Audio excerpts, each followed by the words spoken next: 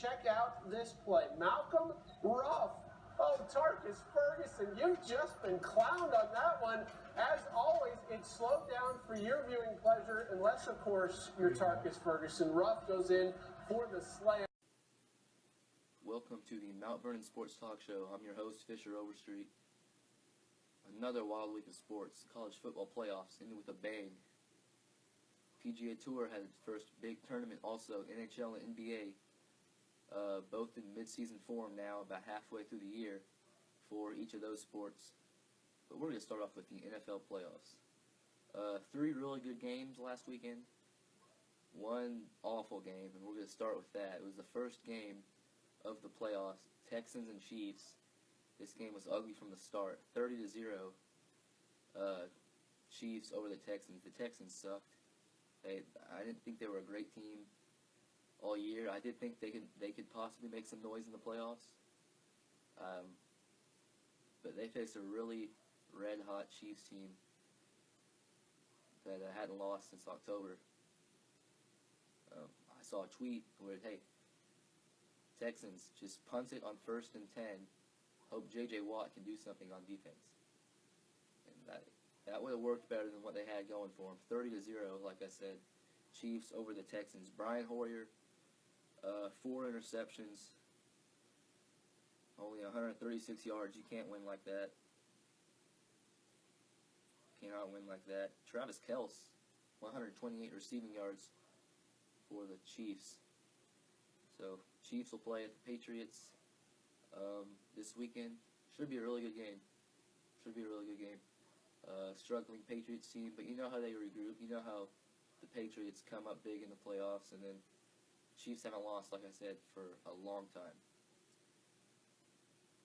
Steelers and Bengals was later that day. A lot better game. Ugly game.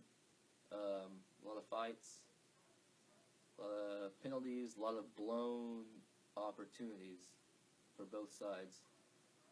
Obviously, the Bengals fought their way back. A.J. McCarron, 212 passing yards, not terrible, but it sucks because Marvin Lewis is now 0-7 in the playoffs as a head coach. Andy Dalton's still 0-4. Of course, he was out. I don't know. I feel sorry for him. He's a good quarterback, kind of like Peyton Manning. The regular season, playoffs, nah. Like I said, Steelers 18-16 over the Bengals. Just so many missed opportunities on each team, but you learn from your mistakes. So the Steelers will take on the Broncos this weekend. You guys remember last time the Steelers took on the Broncos? I do. Tebow Mania. Someone should sign him. I get his arm. Not like most quarterbacks. Obviously, he can run the ball pretty well. He won a playoff game, and he won it in dramatic fashion. I don't see why someone doesn't sign this kid. I don't know why he's working as an analyst right now. What is he, 26, 27? Somebody sign him. Not the Patriots. Patriots signed him a couple years ago for training camp. But we already have a quarterback. Dallas Cowboys should have picked him up, I thought, mid-season when Romo kept getting hurt. Cleveland Browns, it's worth a shot. You've tried everyone else. Manziel's not working. He's not winning games. You could say all you want about he doesn't have a team around him. He's not winning games, and that's what it comes down to. He's not winning games. The good quarterbacks win games. Seahawks over the Vikings, 10-9. We'll get to that in just a second, though. Let's go with the other game on Sunday, though. Packers-Redskins. Packers. Well, the Redskins kept it really close, which was kind of surprising. But like I said, Kirk Cousins, do not think he is a great quarterback. Really hadn't beaten a good team all year. And the Redskins could not hang with him in the second half. So Packers 35-18 over Washington. Kirk Cousins 329 passing yards. No interceptions. No interceptions on either side, it looks like. So that's a solid game for Cousins, but his team didn't play great. Obviously, the defense did not hold up in the second half. Let's go to the real heartbreaker. Seahawks at Vikings. Now, I hate the Seahawks because they've showed up in the playoffs the last few years. Vikings couldn't put up a touchdown, though. Blair Walsh made 3 good field goal kicks and put them up 9-0 in the second half. And I took a power nap. I fell asleep at 2:15. I wake up at 2:45, and I got to go straight to basketball practice. And I check my phone once I get there, and I see the Seahawks have won. You cannot blame Blair Walsh for missing this kick, which I will run the clip in a second. But you cannot blame this kid. One of the best kickers in the league. Blame Teddy Bridgewater. Blame anyone else on the offense. I don't think you can blame the defense either. They played spectacular in the first half. Obviously, you want Blair Walsh to make that kick, but you got to put points up on the board. Playing at home against a solid team. If you can't put any touchdowns on the board, you're not going to win playoff games, especially against a team like this. Nishesh, roll the clip. 27-yard attempt. Jeff Lott is the holder. McDermott is the snapper. And the kick is no good!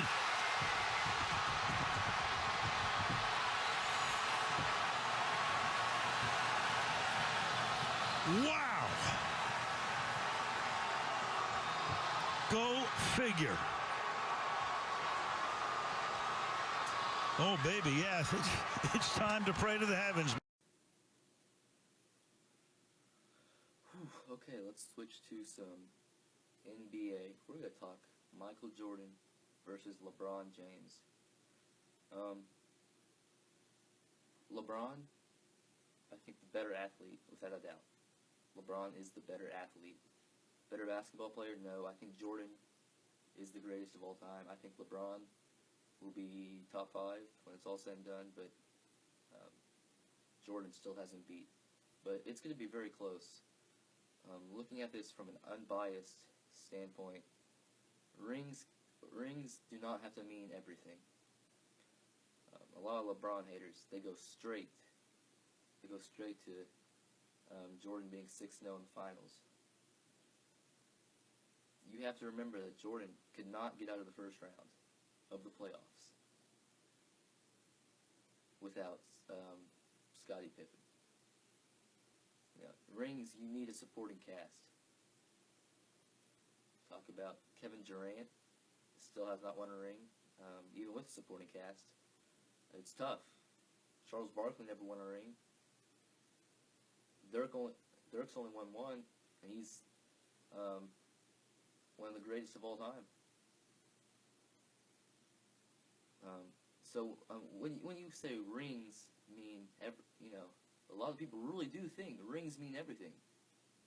And getting to the finals means everything. LeBron's been to 5 straight finals. He'll probably make it 6 this year. James Jones has also been to 5 straight finals. Norris Cole has more championships than Carmelo Anthony, James Harden, Kevin Durant, and Russell Westbrook combined. So you can't go straight to rings. Well, that should be a big spot on the resume. You cannot go straight to rings. Jordan could not do anything in the playoffs without a good team. You look at the Pistons and the Celtics. Pistons were rough on him. I mean, Jordan couldn't breathe when he took on the Pistons. Isaiah Thomas, Joe Dumars, those guys guarded him. Lambeer and Mahorn shut him down in the post. So don't tell me just rings. Look, LeBron carried that Cavaliers team on his back and got them to the finals. And Obviously, they came up short in the finals. LeBron tends to do that in the finals, but he's had some tough times with the Cavs. And, I don't agree with his decisions very well. Abandoning his team to go with the Heat and abandoning the Heat, come back with Cleveland. That's just stupid. Stick with the team, bro. Flopper, like I said, I'm not trying to defend this guy. I still think he's soft. I still think he cries way too much. But I definitely respect his game. And,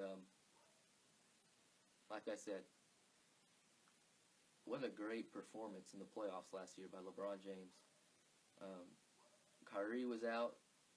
Of course, Olnick hit Love with a cheap shot in the first round, so that put him out. Matthew Dellavedova. LeBron had to play with Matthew Dellavedova. That was his wingman, Matthew Dellavedova. While Steph Curry, he had a few rounds where he didn't have to guard more than a backup point guard. Throughout the Western Conference, there were some injured starting point guards that he didn't have to worry about. Steph Curry didn't even win Finals MVP. I think Steph Curry is a little overhyped. Obviously, the greatest, probably go down as the greatest shooter of all time if he can keep this up.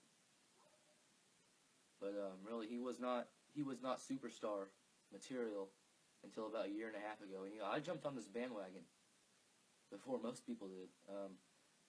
Right when they hired Steve Kerr 2 years ago, I said, hey, this team's going all the way. This team has went one and done. I'm jumping on the bandwagon. I didn't think Steph Curry would have near as good of a year that he did have. But, everyone loves Steph Curry now, which is great. ESPN is cheating on LeBron. They're sucking up Steph Curry every night. Definitely, he's a great shooter, great scorer in general. But I'll still take LeBron any day over Curry. And like I said, LeBron, greatest player in the game right now. Probably be second or third greatest player of all time when it's all said and done. We have golf and college football coming up. First, take a look at this clip. With 1:15 to go in this game, final drive, what did you tell your teammates around you? I said, guys, we didn't come here for no reason. I said, guys, this is ours, man. This is all the adversity we went through. The first few quarters, it was ours to take. And like I've been saying, we control our own destiny. And those men looked me in my eye and they said, we got this, Jameis. And I said, are you strong? They said, I'm strong if you strong. And I said, we strong then. After struggling through the first half, what was the biggest adjustment you guys made at halftime? We had to go back to playing Florida State football. We came out here, we were letting us be bigger than the game. We were bigger than the game. Then we had to say, hey, let's play Florida State football because can't nobody be bigger than this game. And we did that, and we came out victorious. You had an embrace with your head coach, Jimbo Fisher. You've been through a lot with him this season. What did you guys share in that moment, Jameis? We champions. We can say that we are champions together. And through everything that we went through all the haters, through every single thing, we came out victorious. And God did this. I'm so blessed. He's so blessed. Like all the stuff that he handled with Ethan, and he come out here and coach us, that touched me. And it's nobody but God. It's nobody. Ethan being the reference to Jimbo's son, you said it once, you said it 100 times this season. If we're going to do it big, we're going to do it big then. How big is this moment? It's the biggest. Happy birthday. My cousin in Afghanistan watching this game, Teola Winston. We're doing it for everybody. We're doing it big all over the country, all over the world. And I'm proud. I'm proud to say I'm a Florida State Seminole. Congratulations, Jake. Thank you. Brent? All right. Looking back at the stats on the college football championship, Sean Watson of Clemson, 405 passing yards. That's really good. That's really good for college football. 4 touchdowns, 1 interception. Coker, on the other hand, 335 yards, 2 touchdowns. Of course, Derrick Henry with 3 touchdowns, also 158 yards on the ground. I watched a good part of this game. Alabama is a dynasty. You look around, might see a few Tennessee things. My parents are Tennessee alumni, so I'm a big Tennessee fan. We're on the rise. SEC will be good next year, like they usually are. I hate Alabama. They're very good. Nick Saban, one of the best coaches of all time. This was his 5th national championship, 4th with the Alabama Crimson Tide. So Alabama, 4 championships in 7 years. So they've been winning the national championship more times than they haven't the last 7 years, which is crazy to think about. They really do worship football down there in the South. It's crazy. SEC football is crazy. I go to about 1 game a year. It's crazy how they worship it down there. It's a bunch of redneck, football-loving rednecks. So, I mean, SEC is going to be strong as usual next year. I'm glad college football's over with. Not a big fan of the college football playoffs and bowls. It just doesn't excite me,